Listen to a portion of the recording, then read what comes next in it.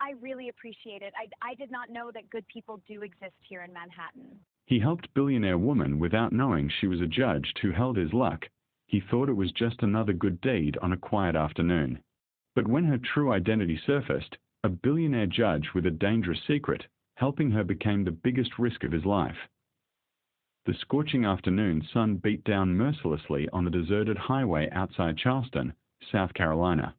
Bryant Coleman wiped the sweat from his brow as he guided his aging pickup truck along the winding road, the engine sputtering occasionally, a reminder that he was long overdue for repairs he couldn't afford. At 28 years old, Brian had learned to live with disappointment. It was his constant companion, as familiar as the calluses on his hands from years of construction work. Before we begin this beautiful story, click subscribe, like and comment where you're watching from. I would be glad to know this story goes as far as Canada, all of the United States of America, Australia, Africa, and even the United Kingdom. So let me know where you're watching from on comment section. I pray may the good God Almighty bless and preserve you all and your family. Amen. Let's begin. Today was supposed to be different.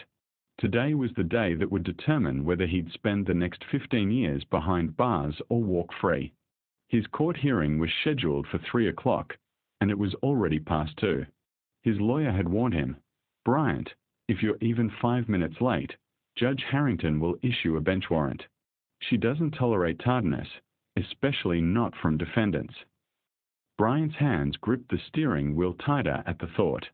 The charges against him, assault and battery, were unjust, a terrible misunderstanding that had spiraled out of control. 6 months ago, he'd intervened when he saw a man attacking a woman outside a convenience store. Bryant had pulled the attacker off her, and in the struggle, the man had fallen and hit his head. What should have been viewed as heroic had instead landed Bryant in legal hell when the attacker's expensive lawyers twisted the narrative, painting Bryant as the aggressor. The irony wasn't lost on him. He'd helped someone in distress, and now his entire future hung in the balance. As Bryant rounded a bend, his thoughts consumed by anxiety about the hearing, he spotted something unusual ahead. A sleek red luxury SUV, a Mercedes-Benz GLE, he noted, probably worth more than he'd earn in 5 years, sat tilted awkwardly on the shoulder of the road. Even from a distance, he could see the flat tire, and a figure crouched beside it, clearly struggling. Bryant's first instinct was to keep driving. He was already cutting it close, and stopping would almost certainly make him late. But as he drew nearer, he saw the figure more clearly, a woman in business attire, her white blouse and black skirt completely impractical for changing a tire on a highway in 90-degree heat. She was alone, vulnerable, and clearly in distress. The memory of that night 6 months ago flashed through his mind, the woman being attacked, his decision to intervene, the consequences that followed. Helping people had only brought him trouble. Every rational fiber of his being screamed at him to drive past, to prioritize his own survival. But Bryant Coleman had never been good at ignoring people in need, even when it cost him everything. He signaled and pulled over, his truck rattling to a stop behind the Mercedes. As he stepped out into the oppressive heat, the woman looked up, and Bryant felt his breath catch. She was striking, probably in her early 40s, with dark hair pulled back in an elegant style that was now slightly disheveled from her efforts. Her face showed a mixture of frustration, relief, and exhaustion. Despite the sweat beading on her forehead and the smudge of dirt on her cheek, there was an undeniable air of authority about her. "Need some help?" Bryant called out, approaching cautiously. The woman stood, one hand shading her eyes from the sun. "That would be a lifesaver," she admitted, her voice carrying the refined accent of old Southern money. "I've been trying to use the jack for 20 minutes, but I can't seem to get it positioned correctly. And my phone has no signal out here." Bryant nodded, already assessing the situation. "I can handle it. Might take about 10-15 minutes, though." She smiled gratefully. "I'd be incredibly appreciative. I have an extremely important appointment at 3, and I'm already worried about being late." Something about her words made Bryant's stomach clench. He too had an appointment at 3, the most important appointment of his life. But he was already here, already committed. He couldn't just leave her stranded now. "Let me get my tools," he said simply. As Bryant retrieved his jack and tire iron from his truck, the woman introduced herself. "I'm Vanessa, by the way. Vanessa Harrington." Bryant froze for just a fraction of a second. Harrington. It was a common enough name, he told himself. Probably no relation to Judge Harrington. Charleston was a big city, after all. "Bryant Coleman," he replied, pushing the coincidence from his mind. He had a tire to change and a clock ticking down to his doom. Vanessa Harrington watched as Bryant worked with practiced efficiency. There was something about this young man that intrigued her. In her position, she'd become adept at reading people. It was a necessary skill after 15 years on the bench. Bryant moved with the confidence of someone who'd done hard physical labor all his life, but there was something else in his eyes. Worry. Deep, consuming worry that went beyond concern about being a good Samaritan. "You seem like you're in a hurry yourself," Vanessa observed as Bryant positioned his jack under her vehicle. "I've got an appointment too," Bryant admitted, grunting as he began to raise the SUV. 3 o'clock. Downtown. "What a coincidence," Vanessa said lightly. "Mine's at the courthouse." Bryant's hands stuttered on the jack handle for just a moment before he continued working. Small world. Vanessa studied him more closely. There was something familiar about him, but she couldn't quite place it. She reviewed hundreds of cases every year. Faces tended to blur together.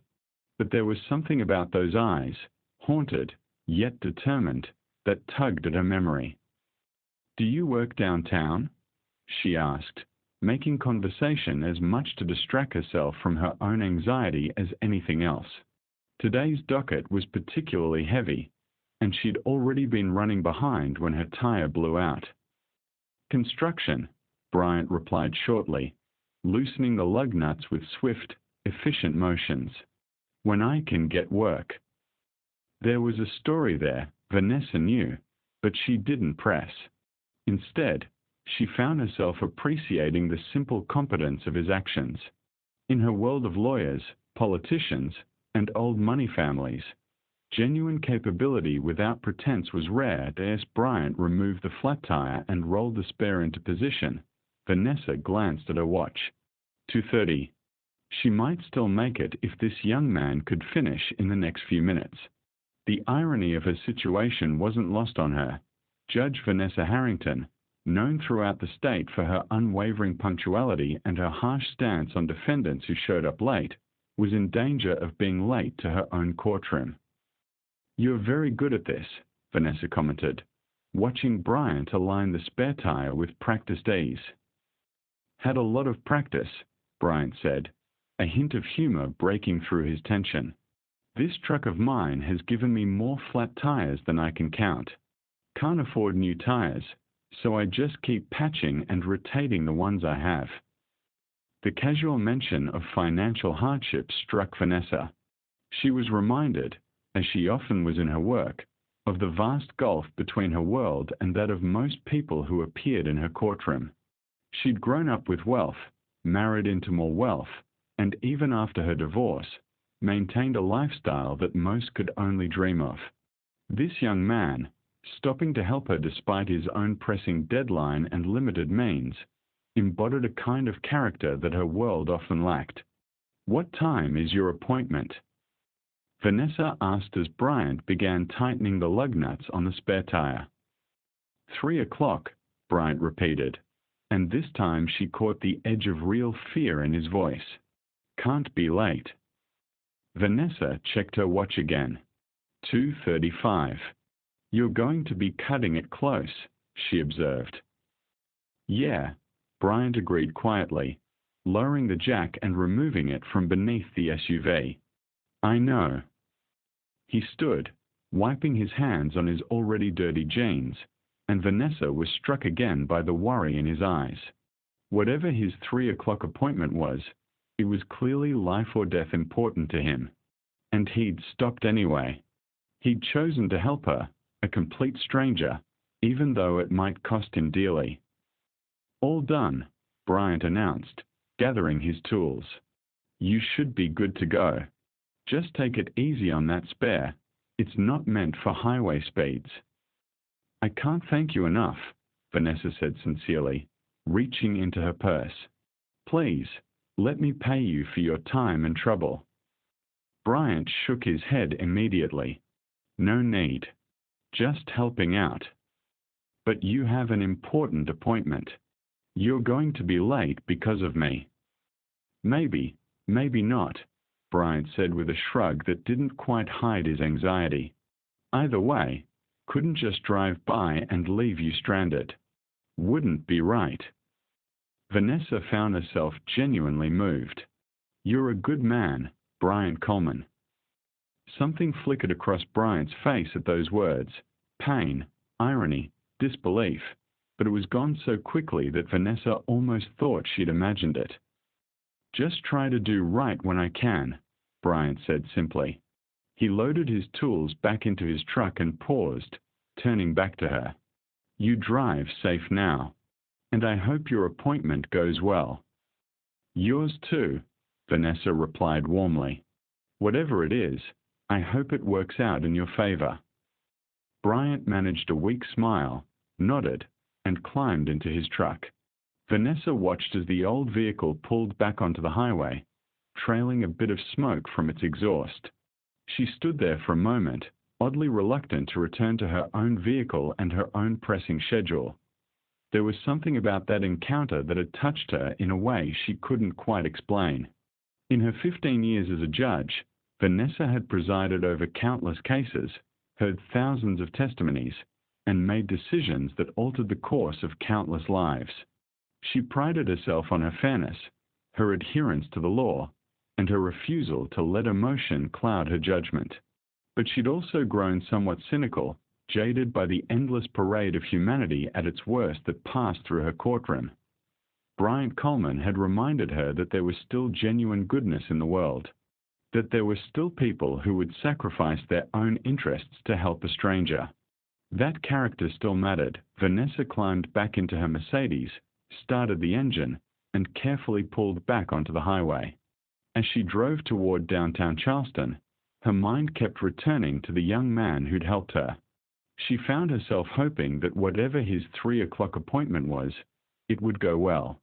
He deserved some good fortune. What Vanessa didn't know, what she couldn't possibly have known in that moment, was that Bryant Coleman's 3 o'clock appointment was in her courtroom. That in less than 30 minutes, she would walk into courtroom 6A and take a seat behind the bench, and Bryant would be standing before her, his entire future in her hands, and she certainly didn't know that the decision she was about to make would not only determine Bryant's fate, but would also force her to confront everything she believed about justice, mercy, and the true meaning of character. Bryant's hands trembled slightly on the steering wheel as he pushed his truck as fast as he dared toward downtown Charleston. The digital clock on his dashboard, one of the few things that still worked properly, read 2:47. 13 minutes to cover what was normally a 20-minute drive, and that was without accounting for parking and getting through courthouse security. He was going to be late. The realization settled over him like a death sentence. His lawyer, Marcus Webb, had been crystal clear. Judge Vanessa Harrington is brilliant, fair, but absolutely unforgiving about courtroom procedure.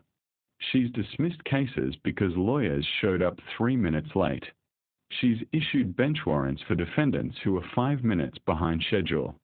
Her philosophy is that if you can't respect the court's time, you can't respect the court. Bryant, I cannot stress this enough. Be there at 2:45.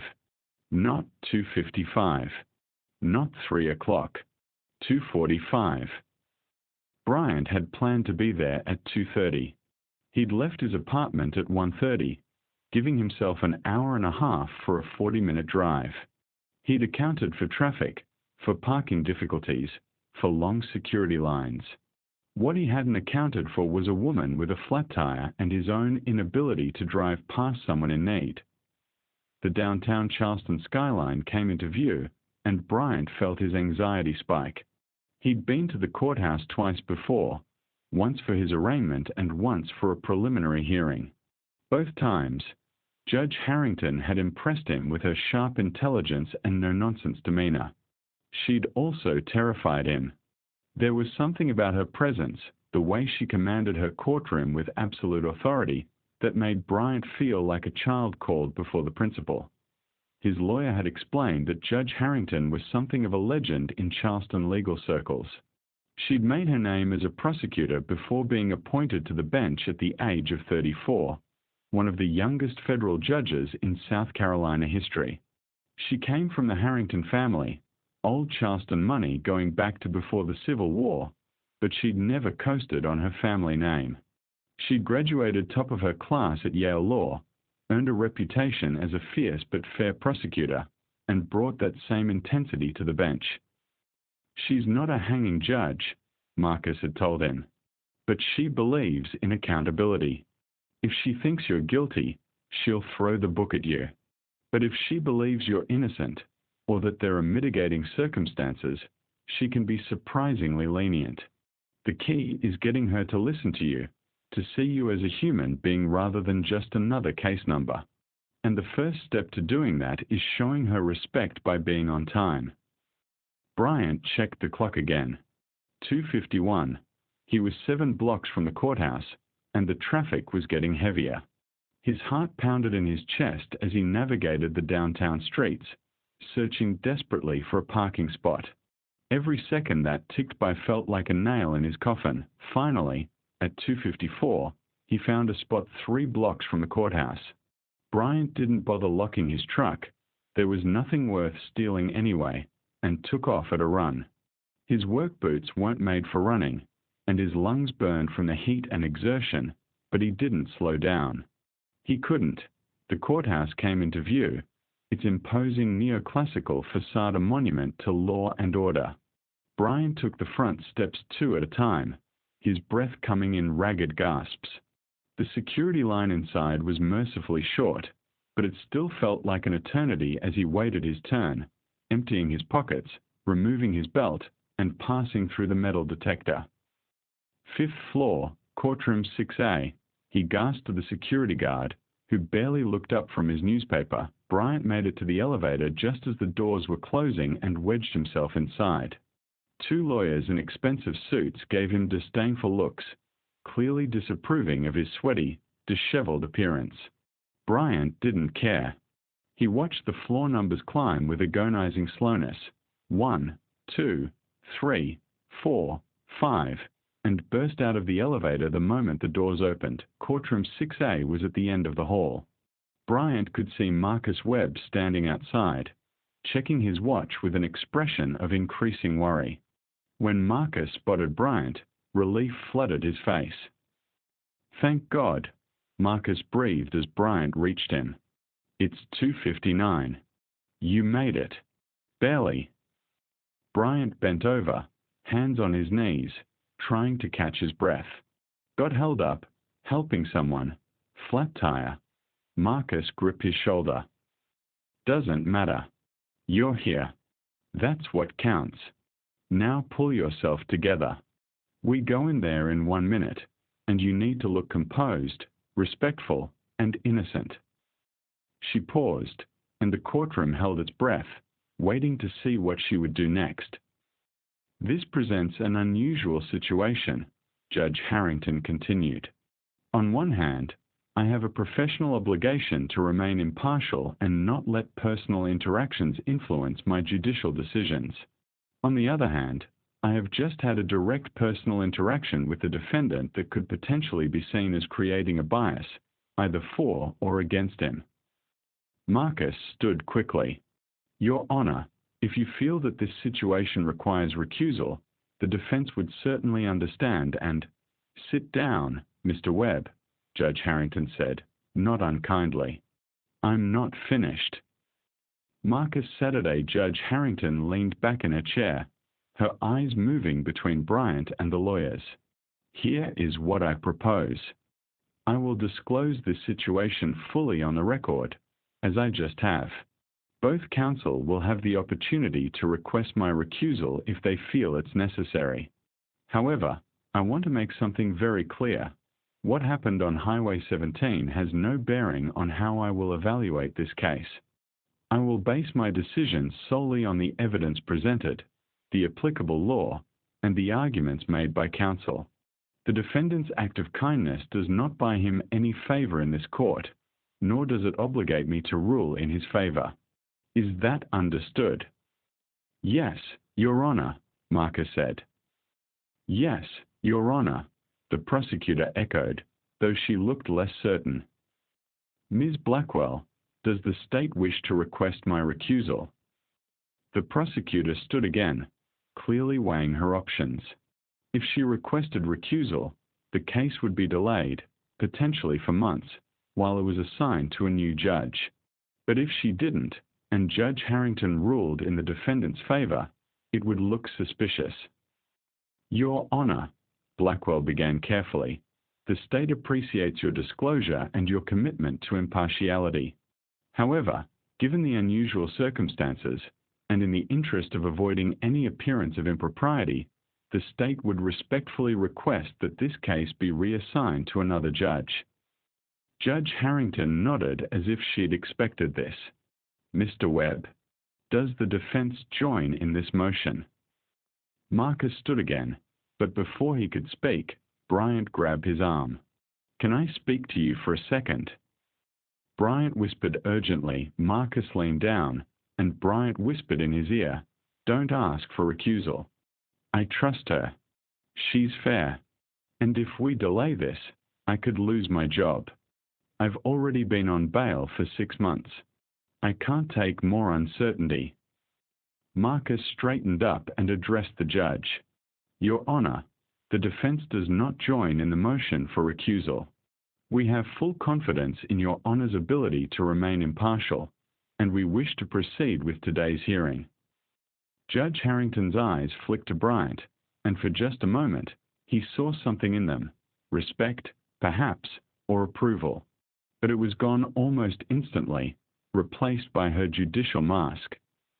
Very well, she said. Ms. Blackwell, your motion for recusal is denied. I have reviewed the facts of this case extensively, and I am confident that I can render a fair and impartial decision based on the evidence and the law. If you feel strongly that my recusal is necessary, you may appeal this decision to the Chief Judge, but it will result in a significant delay of these proceedings. Blackwell hesitated, then sat down. The state will proceed, Your Honor. Excellent, Judge Harrington said. She picked up the case file and began to read. Mr. Coleman, you are charged with assault and battery resulting in serious bodily injury.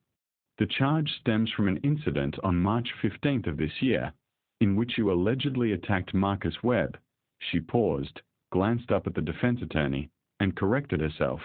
I apologize, not Marcus Webb. Marcus Tillman, outside the Quick Mart on Broad Street. Mr. Tillman sustained a skull fracture and a concussion as a result of the altercation.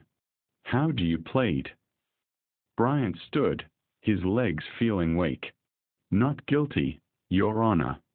I was defending someone. Judge Harrington nodded. The court has received your plea. Ms. Blackwell, I've reviewed the state's evidence and your motion for summary judgment. You're asking me to find the defendant guilty based on the evidence without proceeding to trial. That's a high bar. Make your case. What followed was one of the most stressful hours of Bryant's life. The prosecutor presented her evidence with clinical efficiency, medical reports showing the severity of Marcus Tillman's injuries, photographs of the scene, and most damaging, a video from the Quick Mart security camera. Bryant watched the video play on the courtroom's monitor, his stomach sinking. The footage showed him pulling Tillman away from a woman, the two men grappling, and then Tillman falling backwards and striking his head on the concrete curb. What the video didn't show clearly was what had happened before Bryant intervened. Tillman attacking the woman, hitting her, trying to take her purse. As you can see, Your Honor, Blackwell argued. Mr. Coleman used excessive force in this situation. While he claims he was defending the woman, the video clearly shows him escalating the confrontation. A reasonable person would have called the police rather than engaging physically. Marcus Webb stood to counter. Your Honor, my client did what any decent person would do. He saw a woman being violently attacked, and he intervened. The video, when viewed in full context, shows Mr. Tillman striking the woman multiple times. Mr. Coleman pulled him away and restrained him. Tillman's fall was accidental, a result of his own intoxication and aggressive behavior. Where is the woman? Judge Harrington asked suddenly. The alleged victim of Mr. Tillman's attack. Has she been called to testify? Blackwell shifted uncomfortably. Your Honor, we've been unable to locate her. She gave a brief statement to police at the scene but didn't leave contact information. Efforts to find her have been unsuccessful. I see, Judge Harrington said, making a note. So we have no testimony from the person Mr. Coleman claims to have been defending. Mr. Webb, what about your client? Is he willing to testify? Yes, Your Honor, Marcus said. Mr. Coleman is prepared to tell the court exactly what happened that night. Judge Harrington looked at Bryant. Mr. Coleman, approach the witness stand and be sworn in. Bryant's legs felt like jelly as he walked to the witness box. The bailiff swore him in, and he took his seat, acutely aware of Judge Harrington's penetrating gaze. Mr. Coleman, she began, tell me in your own words what happened on the night of March 15th. Bryant took a breath and began his story. I was leaving the Quick Mart around 9:30 at night. I just worked a double shift on a construction site and stopped to get a sandwich. As I was walking to my truck, I heard a woman screaming. I looked over and saw a man, Mr. Tillman, hitting her. He'd knock her down and was trying to take her purse. What did you do? Judge Harrington asked. I ran over and pulled him off her. I told him to stop, to leave her alone. He was drunk. I could smell it on him, and he was angry. He tried to swing at me, and we struggled. I was trying to hold him back, to keep him from going after the woman again. She was trying to get up, trying to get away. And then he stumbled and fell backwards. I heard his head hit the curb, and I knew it was bad. Did you intend for Mr. Tillman to fall and strike his head? No, Your Honor. Absolutely not. I just wanted to stop him from hurting that woman. Why didn't you call the police before intervening? Bryant had known this question was coming. Your Honor, it was happening too fast. He was hitting her, right then, in that moment. If I'd stopped to call 911, he could have seriously hurt her, maybe even killed her. I couldn't just stand there and watch. Judge Harrington was silent for a long moment, studying Bryant. He forced himself to maintain eye contact, to show her that he was telling the truth. Mr. Coleman, she finally said, you have a prior arrest on your record. Charges were dropped, but it shows a pattern of getting into physical altercations. Tell me about that incident. Bryant felt his face flush. That was 2 years ago, Your Honor. I was at a bar with some friends, and a guy started harassing my friend's girlfriend. It got physical, but I didn't throw any punches. I just got between them. The charges were dropped because security camera footage showed I was trying to de-escalate the situation. So you have a history of putting yourself in the middle of conflicts, Judge Harrington observed. I have a history of standing up for people who can't defend themselves, Bryant corrected respectfully. Your Honor, with respect, I don't think that's something I should be punished for. Something flickered in Judge Harrington's eyes, approval, perhaps, or at least understanding. But her voice remained neutral. That's for the court to decide, Mr. Coleman. Ms. Blackwell, cross-examination. The prosecutor spent the next 20 minutes trying to poke holes in Bryant's story, suggesting that he'd overreacted, that he'd been looking for a fight, that his actions were reckless at best and criminal at worst. But Bryant held his ground, answering each question calmly and consistently. Finally, Judge Harrington called a halt. "That's enough, counsel. Mr. Coleman, you may step down. Mr. Webb, do you have any other witnesses?" "Yes, Your Honor. I'd like to call Mrs. Grace Chen." Bryant's landlord stood and made her way to the witness stand. At 73, Mrs. Chen was a tiny Chinese woman who'd emigrated to the United States 50 years ago and built a successful career as a nurse before retirement. She'd owned the apartment building where Bryant lived for the past decade, and in that time, she'd become something of a surrogate grandmother to him. After being sworn in, Mrs. Chen looked directly at Judge Harrington and spoke in her accented but clear English. "Your Honor, I know Bryant Coleman for 4 years. He rent from me, always pay on time, always respectful. He helped me carry groceries, fix things in building, shovel snow for elderly tenants. He is good boy." "Mrs. Chen," Marcus prompted gently, "can you tell the court about the incident last December?" Mrs. Chen nodded emphatically. "Yes. I slip on ice outside building. Fall down, break ankle. It was night, very cold, no one around. Bryant find me. He call ambulance, stay with me, go to hospital with me. Stay all night to make sure I okay. My own son didn't even come, but Bryant stay."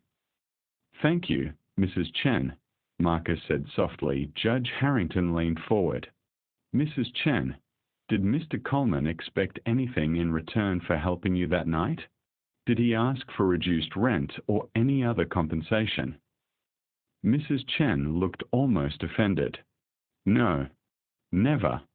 He never asked for anything. He just helped because that's who he is. When I try give him money for his trouble, he refuse. Say he was glad I okay." Judge Harrington nodded slowly. "Thank you, Mrs. Chen. You may step down." As Mrs. Chen returned to her seat, Bryant felt a surge of gratitude toward her. She hadn't needed to come here, to take time out of her day to vouch for him. But she had, because she believed in him. "Your Honor," Marcus said, "the defense rests." Judge Harrington glanced at the clock. It was 4:30. "We'll take a 15-minute recess. When we return, I'll hear closing arguments, and then I'll render my decision." As the judge left the courtroom, Bryant slumped in his chair. Marcus patted his shoulder. "You did well. You came across as honest and genuine. That's all we can ask for." But Bryant barely heard him. His mind was reeling, trying to process everything that had happened. An hour ago, he'd been changing a tire for a stranger, completely unaware that she was the judge who held his fate in her hands. Now, that same woman was deliberating whether to send him to prison. The irony was almost too much to bear. He'd helped her, just as he'd helped the woman outside the Quick Mart, just as he'd helped Mrs. Chen, just as he'd spent his whole life trying to help people when they needed it. And where had it gotten him? Here, in a courtroom, fighting for his freedom. "Bryant," Marcus said quietly, pulling him from his thoughts, "whatever happens, you should know that you made a good impression. Not just as a defendant, but as a person." Bryant managed a weak smile. "I just hope it's enough." In her chambers, Judge Vanessa Harrington removed her robe and sat heavily in her leather chair. Her hands were shaking slightly, a reaction she rarely experienced anymore after 15 years on the bench. The coincidence was extraordinary. The young man who'd helped her less than 2 hours ago was the same defendant whose fate she was about to decide. She'd looked into his eyes on that highway and seen genuine goodness, selflessness that transcended self-interest. And now she had to reconcile that perception with the fact that he was charged with a serious crime. But that was the essence of her job, wasn't it? To look beyond first impressions, to evaluate evidence objectively, to make decisions based on law and fact rather than emotion or personal bias. Vanessa pulled up Bryant's file on her computer and began reading through it again, this time with fresh eyes. The evidence was troubling in some ways. A man had been seriously injured, and Bryant had been involved in the altercation that led to that injury. But the context mattered enormously. She pulled up the security camera footage and watched it again, this time looking for details she might have missed. There, she could see the woman being attacked, see her trying to protect herself, see Tillman's aggressive, drunken swings. And then Bryant entering the frame, pulling Tillman away, the struggle, the fall. Vanessa paused the video at the moment of the fall. She could see Bryant's face clearly, and what she saw there wasn't rage or aggression. It was shock, horror at what had just happened. Her phone buzzed. It was a text from her sister, Caroline. "How's your day going?" Vanessa almost laughed. How was her day going? She'd had a flat tire, been rescued by a defendant in one of her cases, and was now wrestling with one of the most ethically complex situations she'd faced as a judge. "Complicated," she texted back. "Tell you later." There was a knock at her door. "Come in," Vanessa called. Her clerk, James Patterson, a sharp young law school graduate who'd been working for her for 2 years, entered carrying a stack of files. "Your Honor, I pulled the precedents you asked for. Cases involving self-defense claims in assault situations where the defender caused serious injury." "Thank you, James." Vanessa took the files and began flipping through them. "What's your read on the Coleman case?" James hesitated. It was unusual for Judge Harrington to ask for his opinion on pending cases, but the circumstances were anything but usual. "Honestly, Your Honor, I think he was trying to do the right thing. The video shows Tillman attacking that woman pretty viciously. Coleman didn't throw any punches, didn't escalate beyond what was necessary to stop the attack. The injury was accidental." "But he could have called the police," Vanessa pointed out, playing devil's advocate with herself as much as with James. "In theory, yes. But in the time it would have taken for police to arrive, that woman could have been seriously hurt or killed. Tillman outweighed her by at least 60 pounds, and he was clearly intoxicated and violent. Sometimes the law expects us to be more cautious than reality allows." Vanessa nodded slowly. James had articulated something she'd been thinking but hadn't quite put into words. The law, in its idealized form, assumed a world where people had time to deliberate, to consider all options, to make perfectly rational choices. But real life didn't work that way. Real life presented split-second decisions where doing nothing was itself a choice with potentially devastating consequences. "Thank you, James. That'll be all."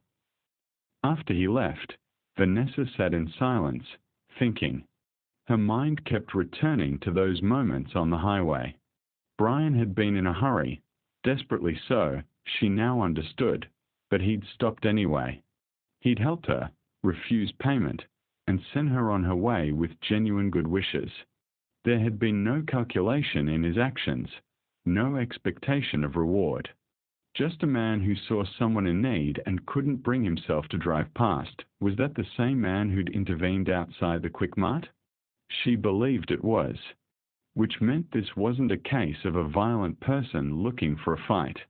This was a case of a good person who'd made a split-second decision to protect someone vulnerable, with tragic but unintended consequences. But personal impressions couldn't be the basis for a legal decision. She needed to evaluate this case based on the law, the evidence, and legal precedent. Anything else would be a dereliction of her duty, Vanessa pulled up South Carolina's self-defense statute on her computer and read through it carefully. A person is justified in using physical force against another person to defend himself or a third person from what the person reasonably believes to be the use or imminent use of unlawful physical force. The key word was reasonably. Would a reasonable person, seeing what Bryant saw, believe that immediate intervention was necessary? Vanessa thought back to the video, to the image of Tillman hitting the woman, knocking her down, standing over her threateningly. Yes, a reasonable person would have believed intervention was necessary. The statute continued, a person is justified in using deadly force only if he reasonably believes that such force is necessary to prevent imminent death or great bodily injury. Had Bryant used deadly force? The prosecutor would argue yes, given the severity of Tillman's injuries. But Vanessa didn't see it that way. Bryant had restrained Tillman, not struck him.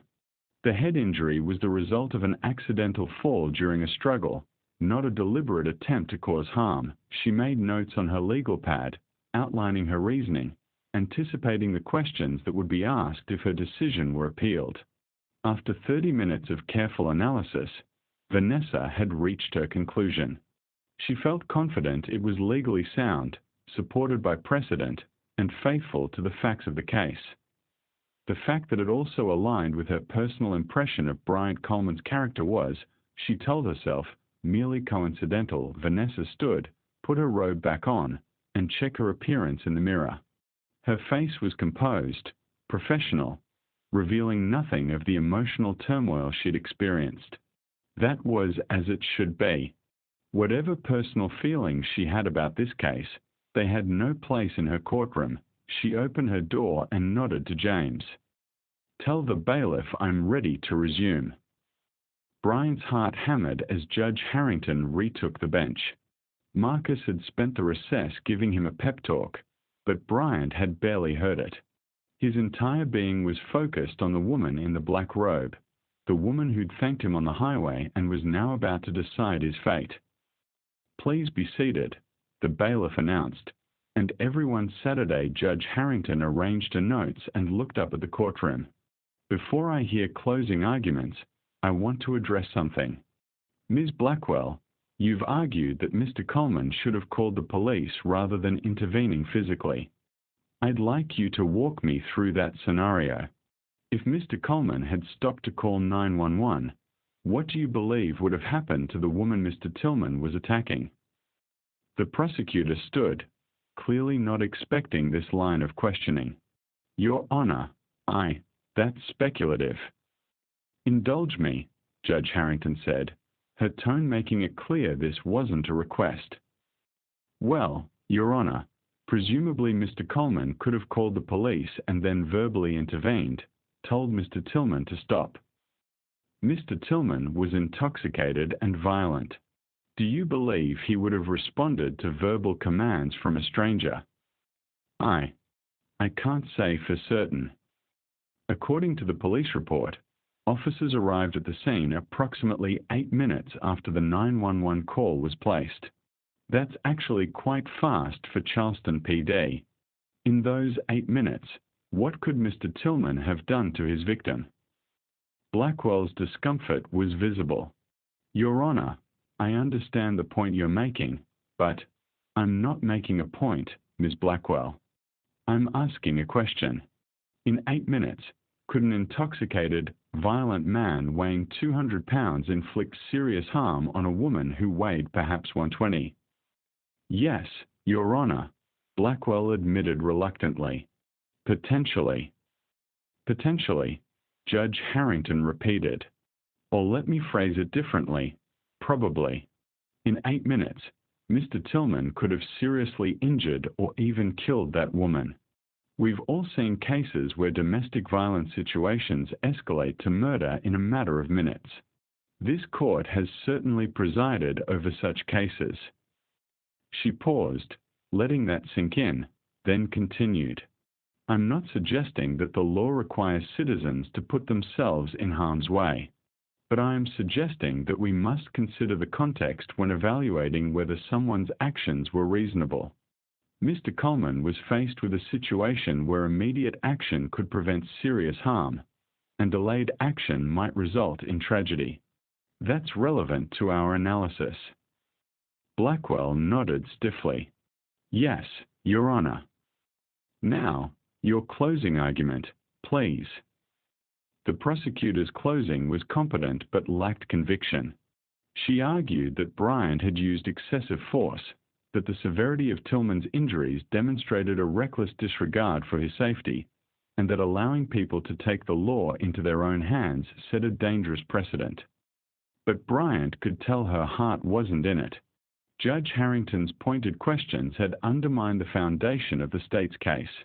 When Marcus stood to give his closing argument, he was confident and passionate. Your Honor, this case isn't about whether Bryant Coleman committed a crime. It's about whether we as a society want to punish people for having the courage to help others. My client saw a woman being violently attacked. He didn't stop to calculate legal liability. He didn't conduct a risk-benefit analysis. He did what any decent human being should do. He intervened to protect someone who couldn't protect herself. Marcus paused, making eye contact with the judge. The prosecution wants you to believe that Mr. Coleman should have called the police and waited. But that woman didn't have time to wait. She needed help immediately, and Mr. Coleman provided it. Yes, Mr. Tillman was injured in the process. That's tragic. But it was an accident, a consequence of Mr. Tillman's own violent behavior, not Mr. Coleman's intent to harm. He picked up a photo from the defense table, a picture of Bryant with Mrs. Chen at a community event. This is who my client is, Your Honor. A man who helps elderly neighbors carry groceries, who stays at the hospital with a landlord who has no family nearby, who stops on the highway to help a stranger with a flat tire, even when he's in danger of being late for the most important appointment of his life. Bryant saw Judge Harrington's expression shift slightly at that last comment, though she quickly schooled her features back to neutrality. The law recognizes the right to defend others from harm, Marcus continued. That's not vigilantism. That's basic human decency. And if we punish Bryant Coleman for exercising that right, we send a message to everyone in our community. When you see someone being hurt, look the way. Protect yourself, not others. Let the victim suffer rather than risk legal consequences. Marcus's voice grew stronger, more impassioned. Is that the message we want to send? Is that the kind of society we want to live in? I don't think so, Your Honor. And I don't think the law requires us to send that message. The evidence clearly shows that Mr. Coleman acted reasonably in defense of another person. He used no more force than necessary to stop an ongoing attack. Mr. Tillman's injury was accidental and unintended. Under South Carolina law, my client committed no crime. Marcus sat down, and the courtroom fell silent. Judge Harrington looked down at her notes for a long moment. When she looked up, her expression was grave. This is not an easy case, she began. On one hand, we have a man who suffered serious injuries. The court does not take that lightly. On the other hand, we have a defendant who, by all accounts, was trying to protect a vulnerable victim from ongoing violence. The law must balance these competing concerns. She paused, gathering her thoughts. I've reviewed the security footage multiple times. I've considered the testimony presented, and I've analyzed the applicable law. Here is what I find. Bryant held his breath. First, the evidence clearly shows that Mr. Tillman was engaged in a violent attack on another person. He struck her multiple times, knocked her to the ground, and was attempting to take her purse while she was in a vulnerable position. This was not an ambiguous situation. This was a clear case of assault in progress. Second, Mr. Coleman's intervention was immediate and necessary. The victim was in imminent danger of serious bodily injury. Waiting for police to arrive was not a realistic option given the ongoing nature of the attack. Third, Mr. Coleman's use of force was reasonable and proportionate. He did not strike Mr. Tillman. He did not use any weapon. He physically restrained Mr. Tillman to prevent him from continuing his attack. Mr. Tillman's injury resulted from an accidental fall during the struggle, not from any intentional act by Mr. Coleman designed to cause harm. Mr. Coleman. Bryant turned to find Judge Harrington standing behind him. She was no longer in her robes, instead wearing the same business attire she'd had on when he'd helped her on the highway, though considerably less rumpled now. "Your Honor," Bryant said, straightening instinctively.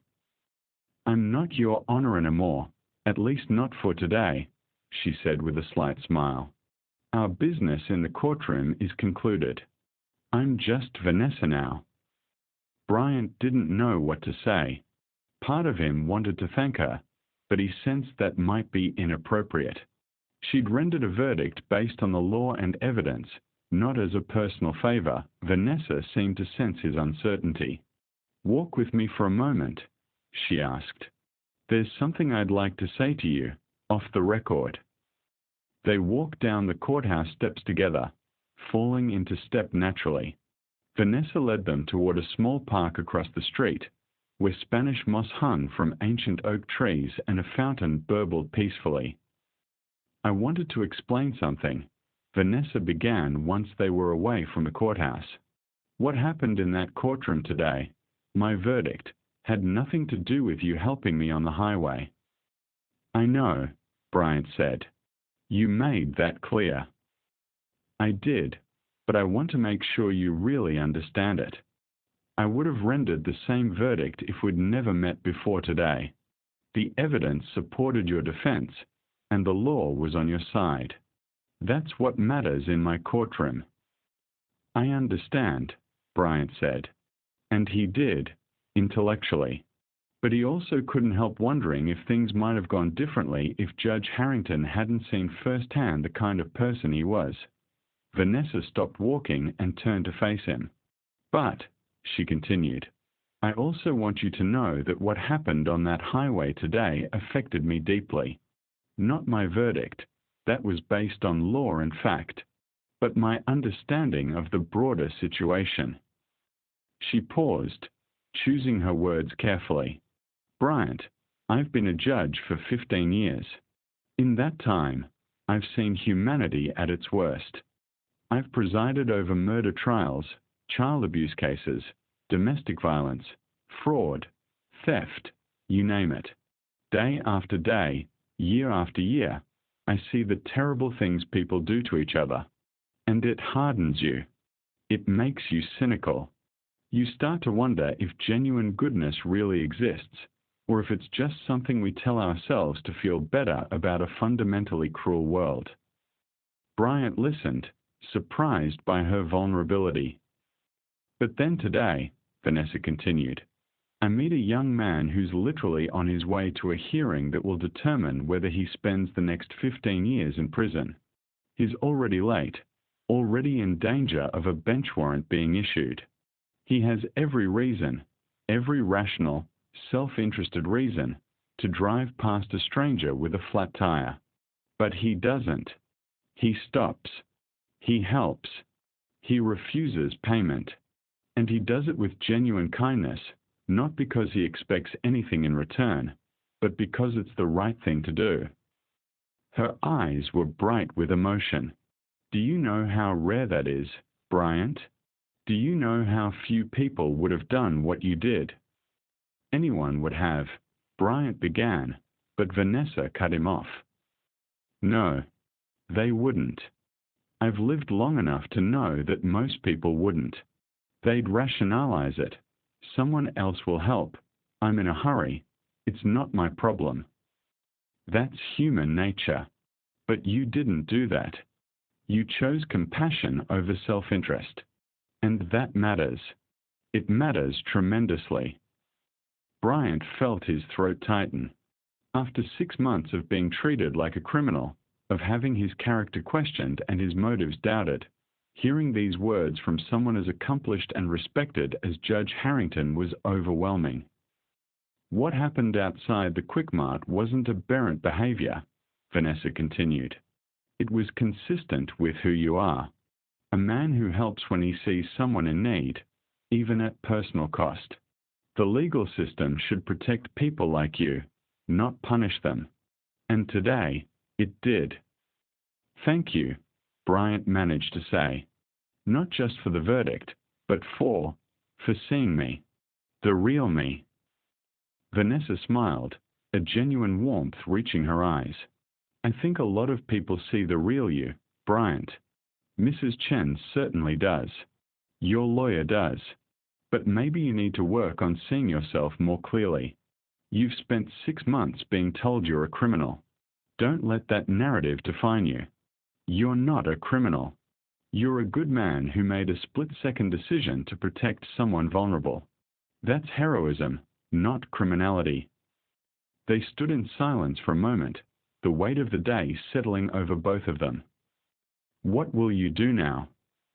Vanessa asked. Now that this is behind you. Bryant laughed, a sound of relief more than humor.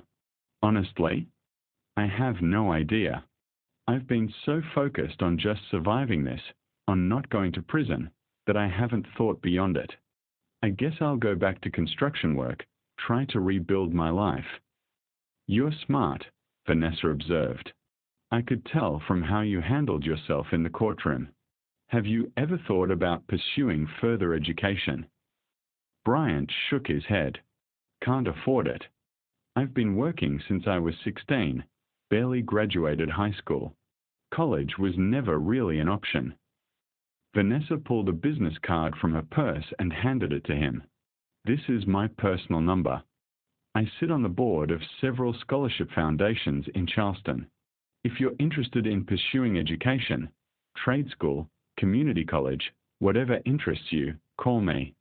I can't promise anything, but I might be able to help. Bryant stared at the card, stunned. I don't know what to say. Say you'll think about it, Vanessa said. You have potential, Bryant. Don't waste it doing construction work that barely pays the bills for the rest of your life. You're capable of more. Why? Bryant asked suddenly. Why would you do this for me? You don't owe me anything. Vanessa considered the question. Maybe because in 15 years on the bench, I've sent a lot of people to prison who deserved it. And maybe a few who didn't.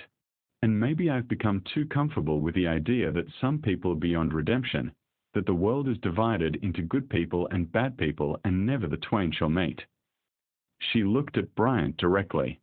But you reminded me today that it's not that simple. That good people can end up in bad situations.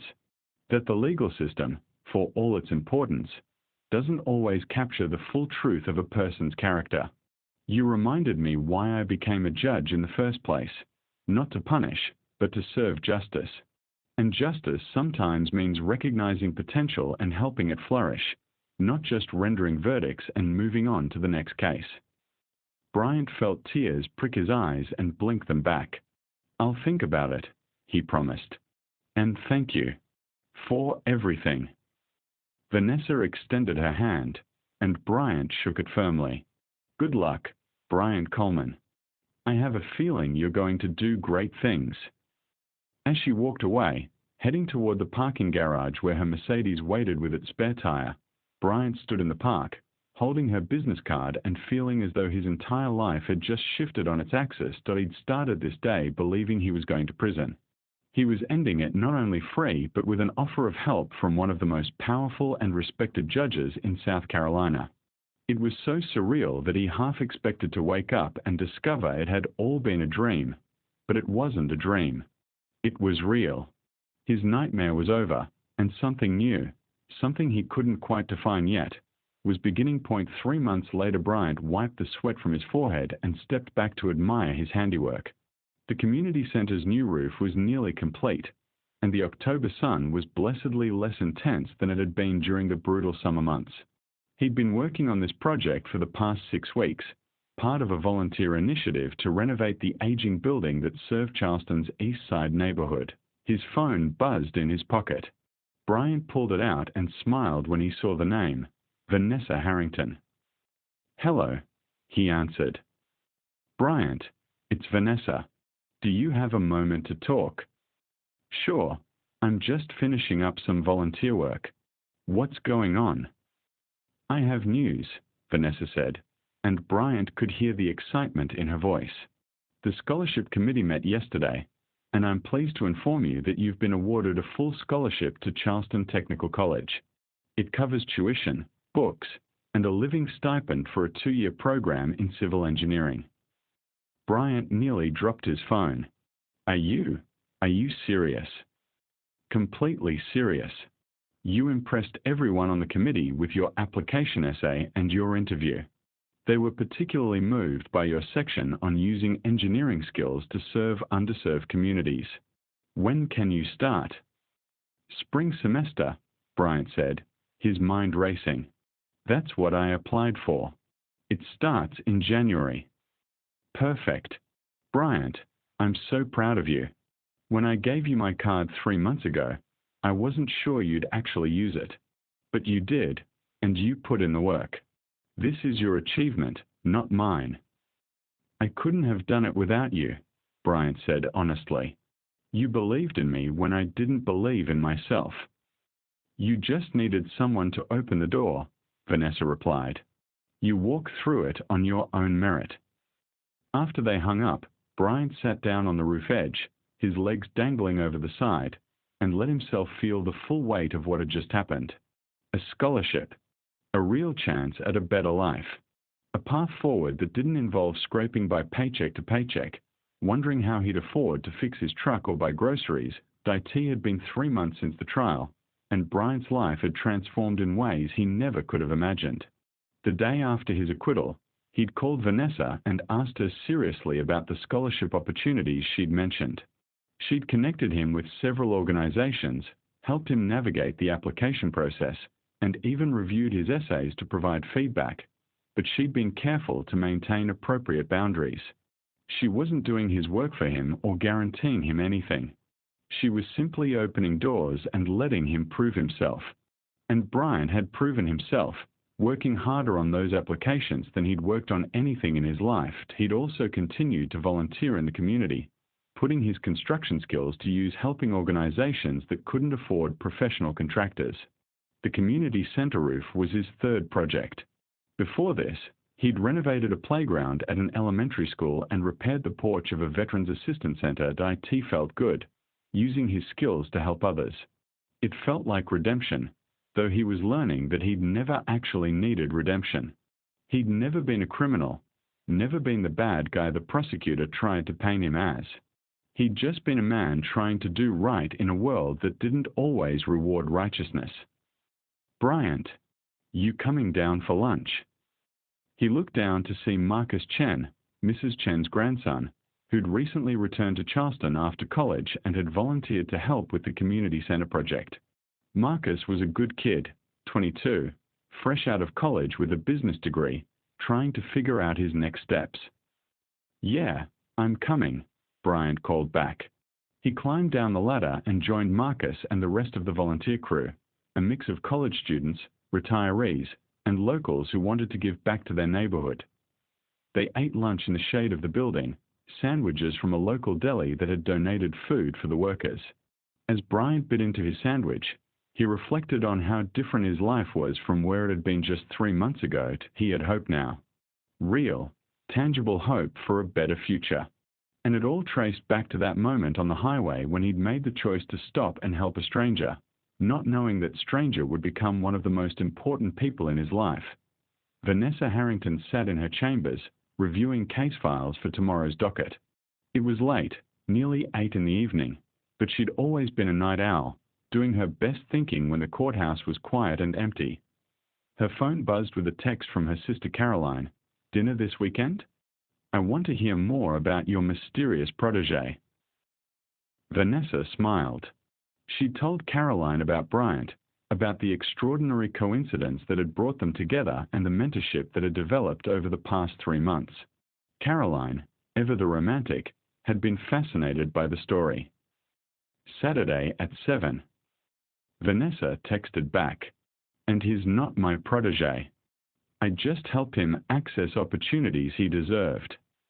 Whatever you say, Caroline replied with a winking emoji. See you Saturday. Vanessa set her phone aside and leaned back in her chair.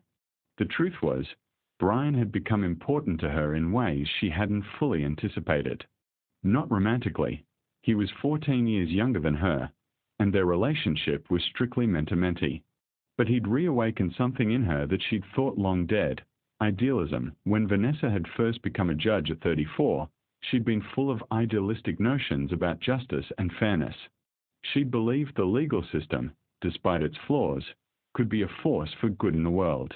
She'd believed she could make a difference. 15 years of grinding casework had worn away much of that idealism. She still believed in the law, still tried to be fair and just in her rulings. But she'd lost some of the passion, the sense that her work truly mattered beyond just processing cases and managing a docket. Brian had reminded her why it mattered.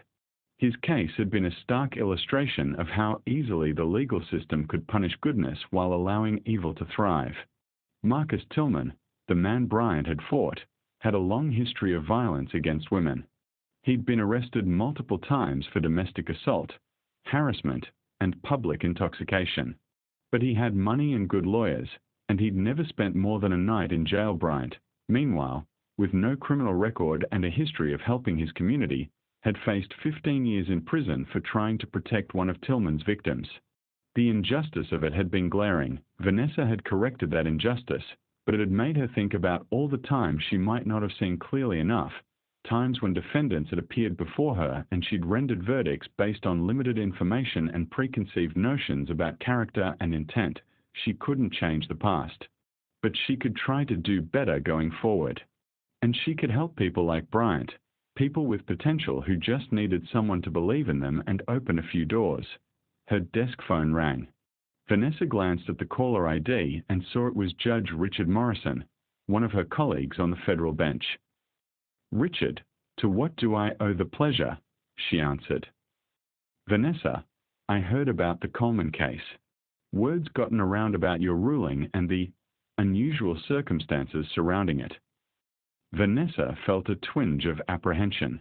And I think you handled it brilliantly, Richard said warmly. You disclosed the conflict, put it on the record, and rendered a verdict based on the evidence and the law. That's exactly what judicial ethics require. But I'm also hearing that you've continued a relationship with Mr. Coleman post-trial, helping him with scholarship applications. Some of the other judges are concerned. Concerned about what? Vanessa asked, though she could guess. Concerned about appearances. That it might look like favoritism, like you ruled in his favor because of your personal interaction and then continued that relationship. You know how gossip spreads in legal circles. Vanessa felt a flash of anger. Bryant Coleman was found not guilty because the evidence supported his defense, period. My relationship with him post-trial is personal, not professional. I'm not presiding over any of his cases. He doesn't have any cases.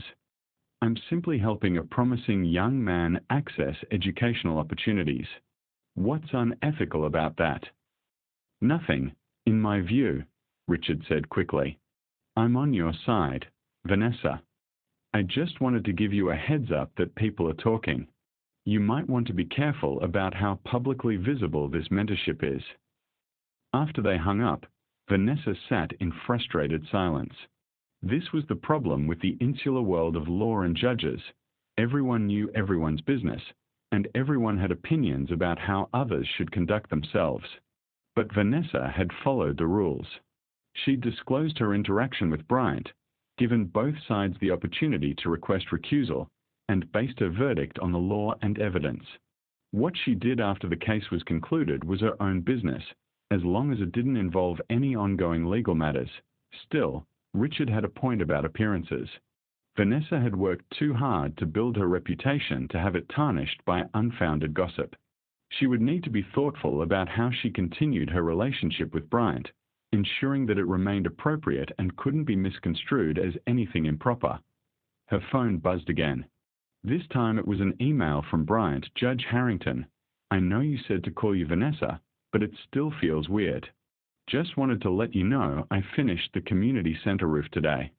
They're having a ribbon-cutting ceremony next month when all the renovations are done, and I'd be honored if you could attend. No pressure, though. I know you're busy. Thanks again for everything. Bryant, Vanessa smiled and typed a quick reply. I'd be delighted to attend. And it's definitely Vanessa, not Judge Harrington, when we're not in a courtroom. Congratulations on finishing the roof. I'm sure it looks great. As she hit send, Vanessa made a decision. She didn't care what other judges thought or what gossip circulated. She'd lived her entire life trying to meet other people's expectations, her family's expectations that she marry well and maintain the Harrington name, her profession's expectations that she be stern and unemotional, society's expectations that she fit a certain mold of what a female judge should be. But Brian had reminded her that doing the right thing sometimes meant defying expectations. It meant stopping when everyone else would drive past. It meant intervening when it would be easier to look away. It meant helping when there was nothing to be gained personally, that if she could help Bryant build a better life, she was going to do it, regardless of what anyone else thought. That was the right thing to do, and Vanessa Harrington had always tried to do the right thing, even when it was difficult. 6 months later, April Bryant sat in the front row of the Charleston Technical College auditorium, his new laptop open in front of him, taking notes on Professor Martinez's lecture about structural engineering.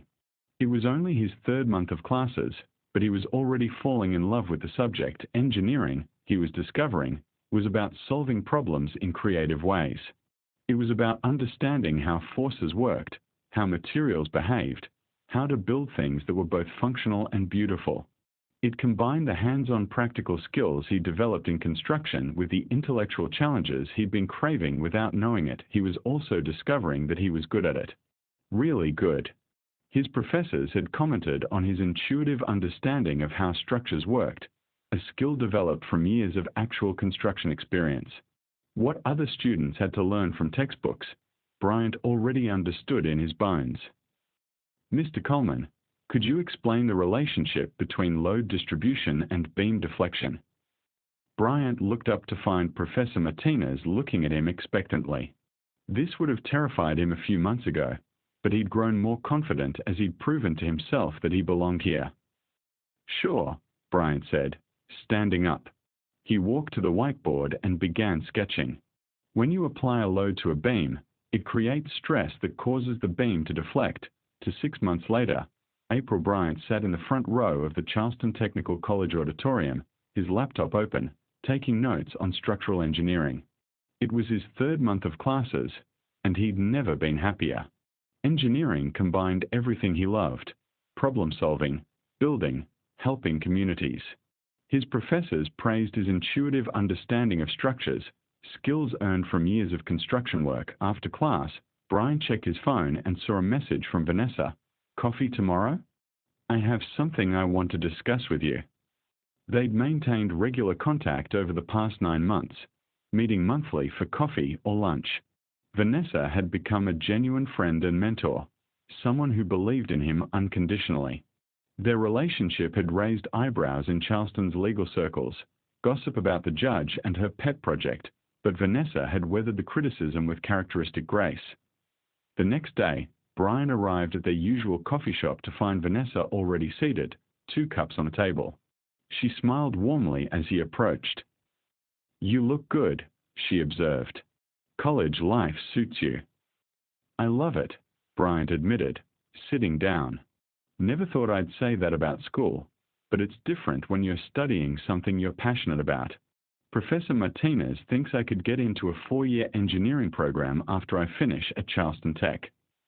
That doesn't surprise me at all, Vanessa said.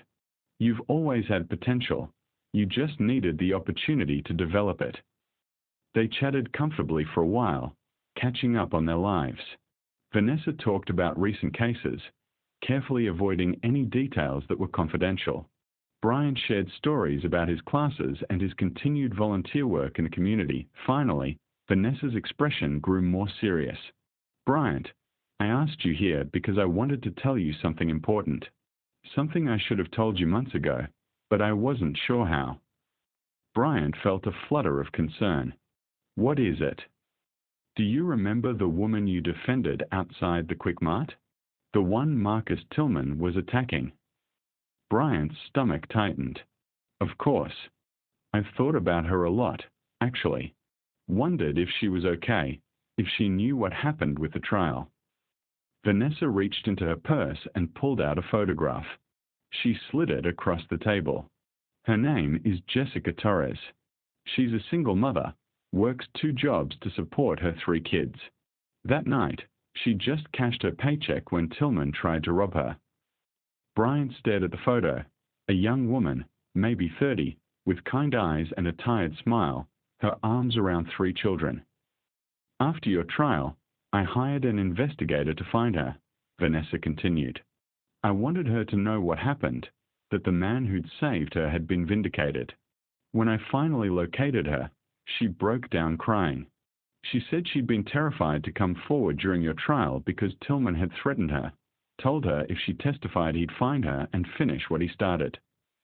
Bryant felt anger surge through him. That bastard threatened her. He did. But here's where the story gets interesting. Once Jessica knew Tillman couldn't hurt her anymore, he's serving 5 years for violating probation, she wanted to meet you. To thank you personally. Would you be willing to meet her? Of course, Bryant said without hesitation. She's here, Vanessa said quietly. I asked her to wait until we'd talked. She's outside, if you're ready.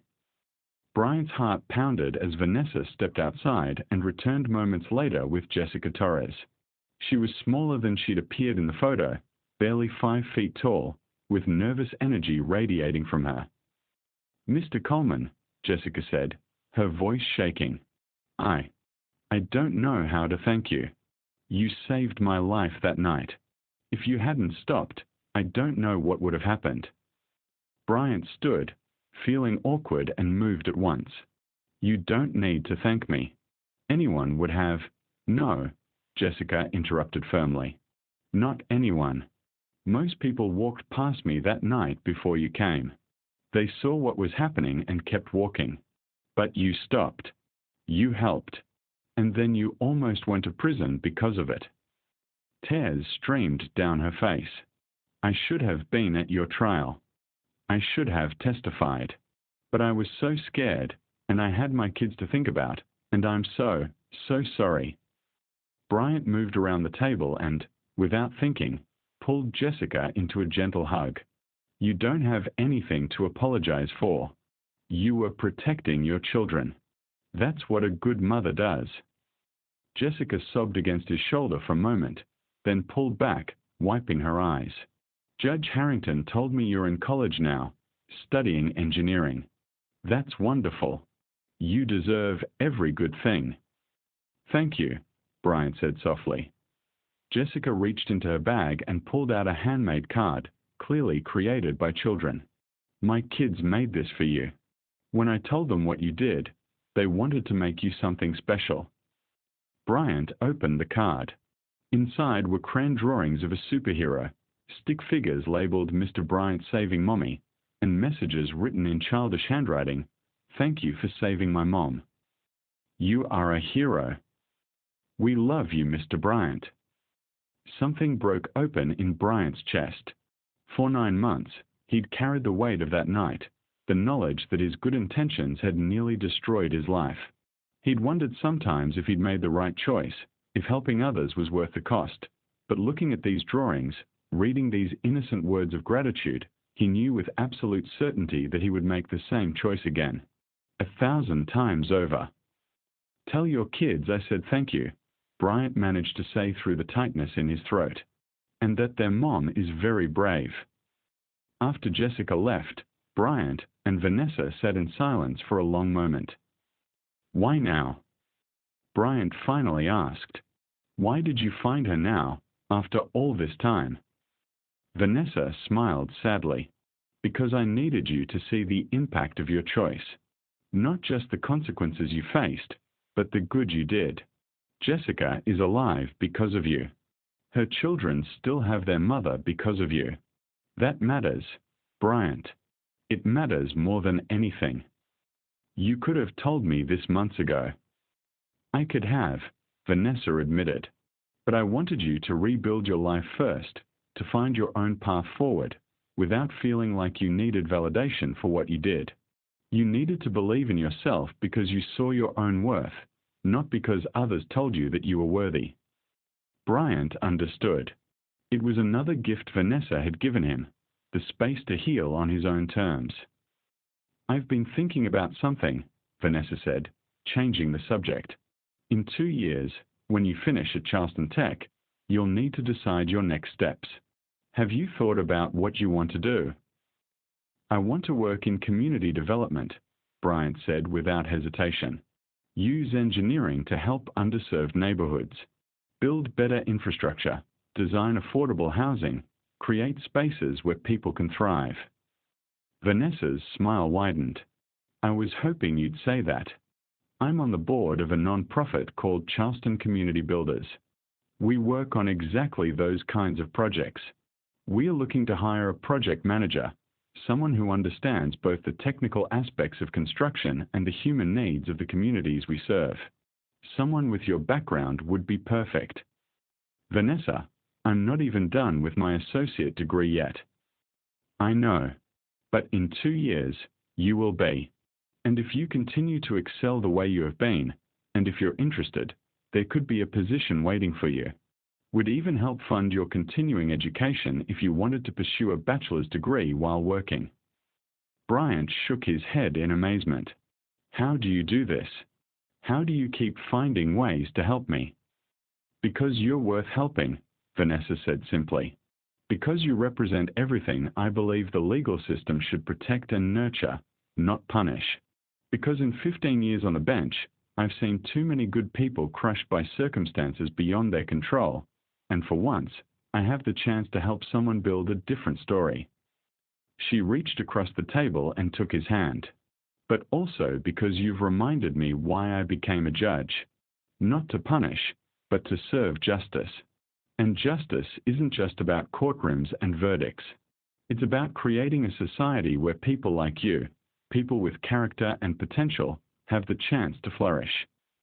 I don't know what to say, Bryant admitted. Say you'll keep being who you are. Say you'll keep helping people, even when it's difficult. Say you'll use your gifts to make your community better. That's all I ask. I can do that, Bryant promised. 2 years later, graduation day, Bryant stood with his fellow graduates, wearing a cap and gown that represented something he'd never imagined possible, a college degree. Charleston Technical College's spring graduation ceremony was being held outdoors. The May sunshine warm and bright. He scanned the crowd and found the faces he was looking for. Mrs. Chen, dabbing at her eyes with a handkerchief. Marcus Webb, his lawyer-turned-friend, grinning proudly.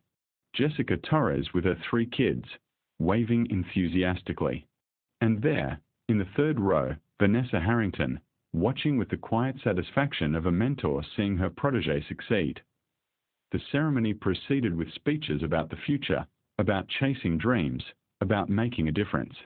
When Bryant's name was called, Bryant Coleman, graduating with highest honors in civil engineering, the cheers from his section were thunderous. As he crossed the stage and received his diploma, Bryant thought about the journey that had brought him here. A flat tire on a highway. A split-second decision to help a stranger. A trial that could have destroyed him but instead became the catalyst for transformation. He thought about all the people who'd helped him along the way. Marcus Webb, who defended him skillfully and believed in his innocence. Mrs. Chen, who'd testified to his character when it mattered most. Jessica Torres, who'd shown him that his actions had meaning and impact. And Vanessa, who'd opened doors and believed in him even when he didn't believe in himself. After the ceremony, Bryant found himself surrounded by his makeshift family. Mrs. Chen hugged him fiercely. "So proud of you," she kept saying. "So proud." Jessica's kids presented him with another handmade card, this one congratulating him on graduation. Her oldest daughter, Elena, now 10 years old, said shyly, "Mom says you're going to build houses for people who need them. That's really cool." "That's the plan," Bryant said, kneeling down to her level. "And you know what? When you're older, if you want to help with projects like that, you let me know. We could always use good people."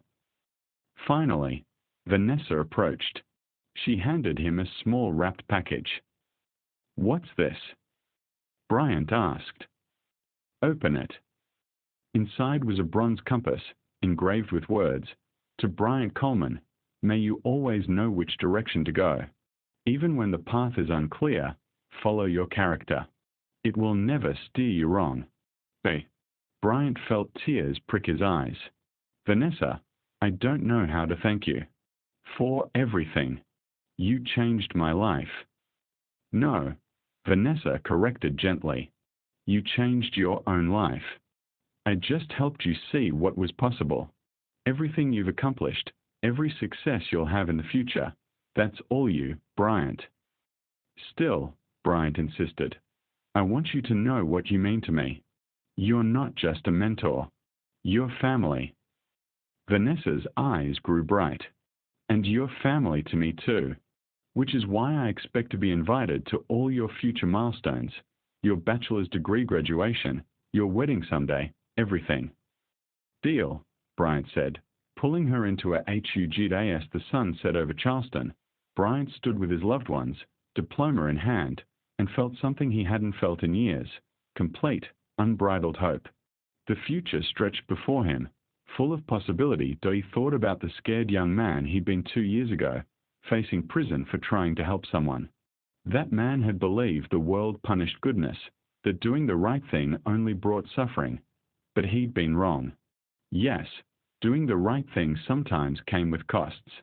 But it also brought unexpected blessings: friendship, mentorship, community, purpose. The flat tire that had made him late to court had been the beginning of everything good in his life now. In 1 month, Bryant would start his new position with Charleston Community Builders, working to design and construct affordable housing in underserved neighborhoods. He'd also enrolled in a program to complete his bachelor's degree in engineering. His life had direction now, meaning, purpose, but more than that, he had people who loved him. A community that supported him. A future worth building. As they left the graduation ceremony, Vanessa walked beside him. "You know what I've learned from you," she said. "What's that?" "That sometimes the universe puts people in each other's paths for a reason. That flat tire wasn't just bad luck, it was fate bringing together two people who needed each other. You needed someone to believe in you and open doors.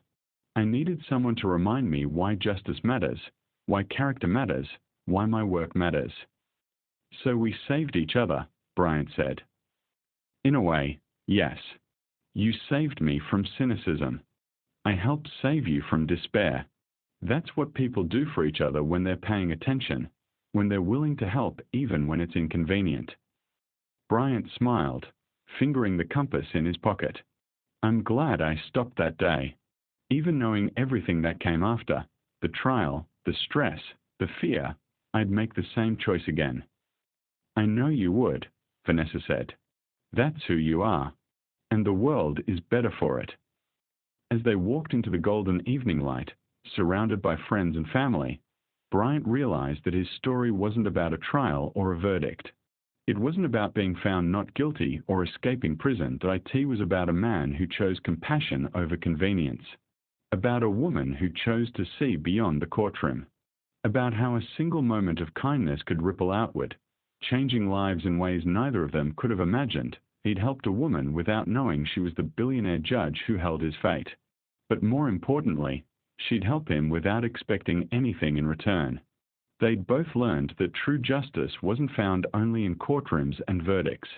It was found in how people treated each other, in the choices they made when no one was watching, in the courage to help even when it cost them something, and in that understanding, they'd both found redemption, purpose, and an unlikely family forged through circumstances that seemed impossible but turned out to be exactly what they needed. The future was bright, full of promise, and Brian Coleman, former construction worker, college graduate, and future community builder, was finally, truly, free, not just from the charges that had threatened to destroy him, but from the doubt and fear that had held him back his entire life. He was free to be who he'd always been meant to be, a man who helped others, who built things that mattered, who made the world a little bit better simply by being in it. And that, Brian thought as he celebrated with his loved ones under the Charleston stars, was the best verdict of all. Thanks for watching, and please don't forget to click on the subscription box. Like and comments.